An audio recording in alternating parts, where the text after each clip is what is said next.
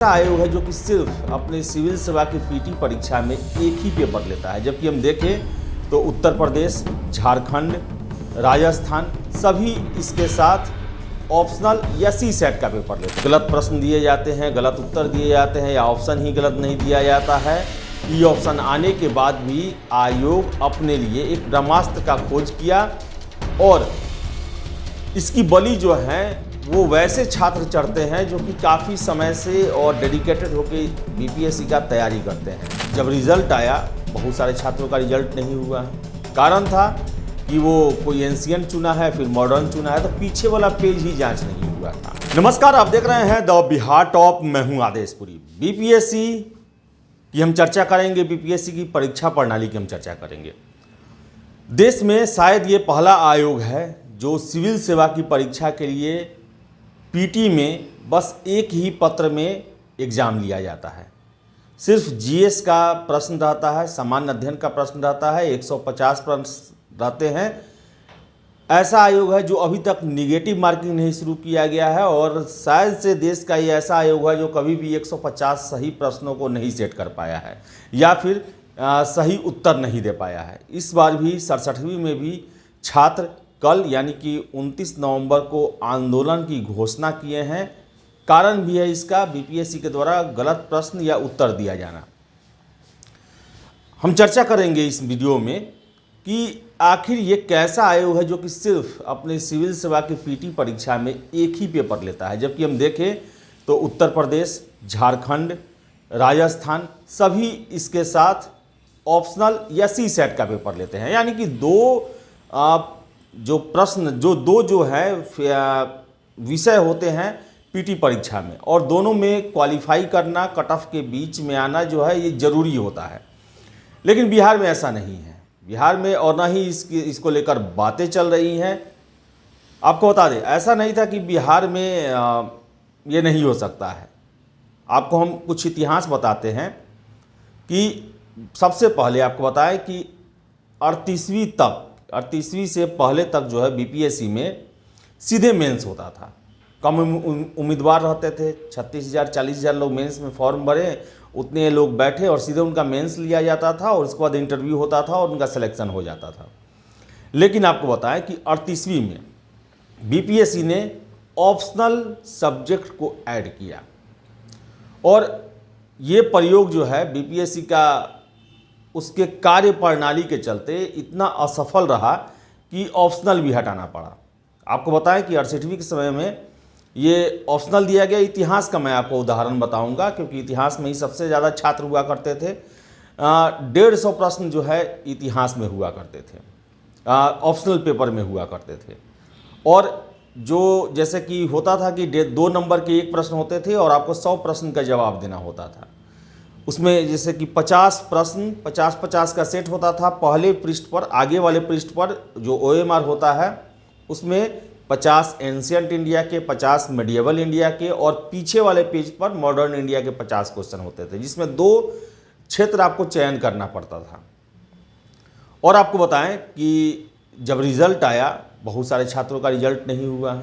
कारण था कि वो कोई एंशिएंट चुना है, फिर मॉडर्न चुना है, तो पीछे वाला पेज ही जांच नहीं हुआ था। और धीरे धीरे छात्रों का ऑब्जेक्शन शुरू हुआ और 1-2 रिजल्ट करते करते 38वीं में बीपीएससी को पीटी में 19,000 एक्स्ट्रा रिजल्ट देना पड़ा क्योंकि वो दूसरा जो पेज है वो जांचा ही नहीं गया था और छात्र जो है बड़ी संख्या में उसमें उत्तीर्ण हुए थे। तो ये फैसला लिया गया कि ये झमेला ख़त्म किया जाए और 39वीं से सिर्फ एक जीएस का पेपर डाल दिया जाए। और ये देखिए कि 39वीं से लेकर आज तक कभी भी आयोग 150 का 150 सही प्रश्न पत्र सेट नहीं कर पाया है और एक सोची समझी रणनीति के तहत कुछ प्रश्नों के या तो प्रश्न ही गलत रहते हैं या फिर उत्तर जानबूझ के गलत दिया जाता है या ऑप्शन में गड़बड़ी की जाती है ताकि इसका जो फ़ायदा है, पता नहीं क्या फ़ायदा है उनका, उसका उठाया जा सके फ़ायदा।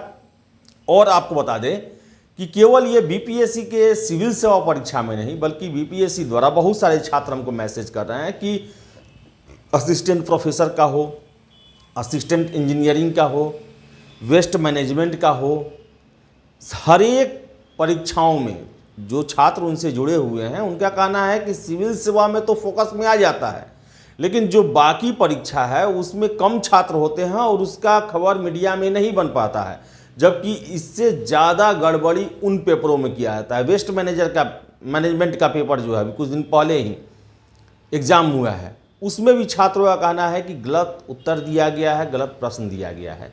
असिस्टेंट इंजीनियर को लेकर कितने सारे छात्रों ने हमें अपना मार्कशीट भेजा, उनका कहना है कि हम कुछ अंकों से छटे हुए हैं और यहाँ पर साफ साफ जो है वो प्रश्न के उत्तर गलत दिए गए हैं।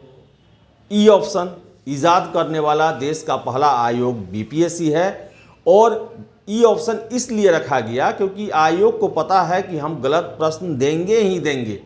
हमारे एक्सपर्ट जो हैं वो गलत प्रश्न या गलत उत्तर देंगे ही। अब उनको पता नहीं है, उनकी योग्यता नहीं है, या फिर आयोग के जो एक ढर्रा बना हुआ है उसके तहत कि गलत प्रश्न तो होंगे ही होंगे, उत्तर गलत होंगे ही, उसके लिए हम ई ऑप्शन खोजते हैं जिनमें हम कैसा भी प्रश्न डालेंगे वो उसका पुष्टि कर देगा, उससे हमको बचाएगा। बावजूद इसके जो है अभी तक इस साल भी 67वीं को लेकर भी छात्र जो हैं वो आरोप लगा रहे हैं, यानी कि ई ऑप्शन भी उनका बचाव नहीं कर पा रहा है। और आप देखिए कि छात्रों का जो प्रतिनिधिमंडल में जो है वो आयोग के अध्यक्ष से मिला, उनसे गुजारिश किया गया, प्रश्न के साक्ष्य सौंपे गए उत्तर के, बावजूद उसके एक प्रश्न के ऑप्शन में बदलाव किया गया और मात्र 15 लड़कों का कैंडिडेट का रिजल्ट दिया गया। तो काफ़ी जो बीपीएससी का जो इतिहास रहा है वो काफ़ी पीटी को लेकर काफ़ी बदनाम रहा है। गलत प्रश्न दिए जाते हैं, गलत उत्तर दिए जाते हैं या ऑप्शन ही गलत नहीं दिया जाता है। ई ऑप्शन आने के बाद भी आयोग अपने लिए एक ब्रह्मास्त्र का खोज किया और इसकी बलि जो है वो वैसे छात्र चढ़ते हैं जो कि काफ़ी समय से और डेडिकेटेड होकर बीपीएससी का तैयारी करते हैं। और यही कारण है कि इस बार जो रिजल्ट आया उसमें धांधली को लेकर छात्रों द्वारा बहुत बड़े बड़े आरोप जो हैं वो आयोग पर लगाए जा रहे हैं।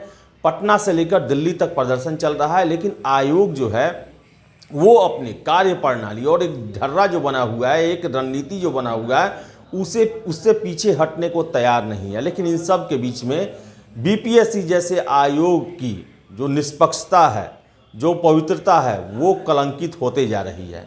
कितने छात्रों के मैं मुंह से सुन रहा हूँ कि अब मैं बीपीएससी का परीक्षा नहीं दूंगा, क्योंकि यहाँ पर तो खुलेआम गड़बड़ी होती है, खुलेआम आयोग जो है वो तानाशाही करती है। ऐसे में हमारा चयन कैसे हो पाएगा, हमें वो ले ही नहीं पाएंगे। यहाँ पर सिर्फ धनवान लोगों का होगा, पैसे देने वालों का होगा, ऐसे ऐसे आरोप लगाए जा रहे हैं छात्रों के द्वारा।